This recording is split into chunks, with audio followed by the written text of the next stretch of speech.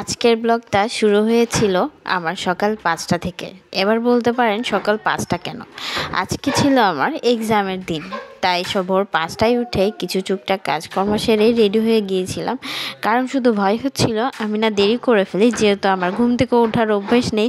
ঘুমের মধ্যেই না আমার এক্সামটা চলে যায়, এবং বিশ্বাস করেন আমার এক্সামের দিন সেদিন রাতে কেউ ঘুমায় নাই, মানে আমি ঘুম থেকে উঠতে পারবো না, আমার ঘুমের মধ্যে এক্সামটা চলে যাবে। আমার শ্বশুর আমাকে ভোর 4টা থেকে কল দেওয়া শুরু করেছিল। আমি ঘুম থেকে উঠে দেখি বাবা 4টা, আরেকটা ঘুম দিই, তখন আবার 5টা থেকে কল দেয়।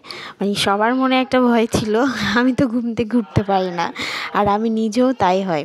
আর এক্সাম দিতে দেওয়ার আগে যেহেতু ওরা উঠে যাচ্ছিলো, আমি লাইট বন্ধ করে মোবাইলের ফ্ল্যাশ দিয়ে চা খাচ্ছিলাম। তো তখন আমার একটু খারাপ লাগতেছিল, 4-5 ঘন্টা ওদেরকে ছাড়া থাকবো। আসলে কি বলেন তো, হয়তো এটা অনেকটা এমন আহামরি ব্যাপার না, বাট আমার জন্য আহামরি, ওদেরকে ছাড়া থাকি না তো, মানে 4-5 ঘন্টা ওদেরকে ছাড়া থাকবো, এটা কেমন যেন। এরপর দেখি অনেক সময় হাতে, মাত্র 6:30, তো আরেকটু পড়ে নিচ্ছিলাম। এরপর একটা ফ্রেন্ড কল দেয় যে চলে আসছে। আসলে আমার এক্সাম হলটা দূরে পড়ার কারণে একটা ফ্রেন্ডের সাথে যাচ্ছিলাম, এই জন্য আমার দেবর আমাকে রাস্তার মোড়ে দিয়ে আসতে যাচ্ছিলো, যেহেতু অনেক সকালবেলা বের হয়েছি। বাবা বের হয়ে দেখি কি ঠান্ডা, কি কুয়াশা। আমি ভেবেছি তেমন একটা ঠান্ডা থাকবে না, মানে আমার কান বাতাসে উড়িয়ে নিয়ে যাচ্ছিল। আর ফ্রেন্ডটার হাজব্যান্ড ওকে ড্রাইভ করে দিয়ে আসছিলো, তাই ওর সাথেই আমি চলে গিয়েছিলাম, কারণ অতটা রাস্তা একা যাওয়ার সাহস আমার হচ্ছিল না, ওই জন্য ওর সাথে চলে যাচ্ছিলাম। এরপর হচ্ছে কি আমরা এক্সাম হলে পৌঁছায় যাই, এই যে কমার্স কলেজ। তো আমার হল হচ্ছে কমার্স কলেজে পড়েছিল।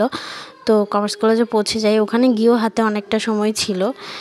এখন বলতে পারেন আবার কি, আমি এক্সাম থেকে চলে এসেছিলাম বাসার সামনে, এখন উঠে যাচ্ছিলাম। এখন ওঠার সময় আমি একটা ভিডিও অন করে রাখি যে ওদের রিয়াকশান কী হয় দেখি। বাবা রিয়াকশান দেখে ওরা আমাকে দেখে লজ্জা পাচ্ছিল, মানে এতক্ষণ কোথায় ছিলাম। আর হচ্ছে এর আগের দিন রাতে আমি ওদেরকে বুঝিয়ে রেখেছিলাম যে কান্না করবা না, আমাকে না দেখলে মামা কলেজে যাব, চলে আসবো, এরকম বলে রেখেছিলাম। ওরা বুঝেছিল, উঠে কান্না করেনি। আর সেদিন ওরা উঠেছিল 12টায় উঠেছিল। আমি উঠার একটু আগেই নাকি খাবার খেয়েছিল, সকালের ব্রেকফাস্ট। তারপর বলছি তুমি এসেছো, পরীক্ষা দিয়েছো, কি লিখেছো, এভাবে বলছিল। তো ওদের সাথে কথা বলার পরে আমি যখন বাসায় যাই, তখন ওরা আমাকে জড়িয়ে ধরে। মানে ওদের জন্যও এটা একটু অন্যরকম, মানে সারাদিন আমাকে দেখে, তো একটু না দেখলে একটু কেমন যেন করে।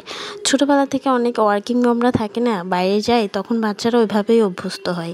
এখন আমাকে দেখতে দেখতে অভ্যস্ত হয়ে গিয়েছে, ওই জন্য একটু অন্যরকম আসলে মনে হয়। তো আমি ওদের সাথে দুষ্টুমি করছিলাম। এরপর আমার এত খিদা লেগেছে, সেই যে সকালে খেয়ে গিয়েছি, 4 ঘন্টা লিখেছি, মানে খিদায় মাকে বলছি কি আছে তাই দাও।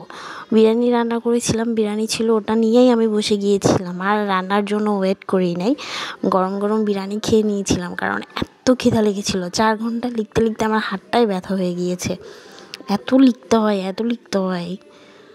তো সবার ব্লগটা কেমন লাগলো জানাবেন।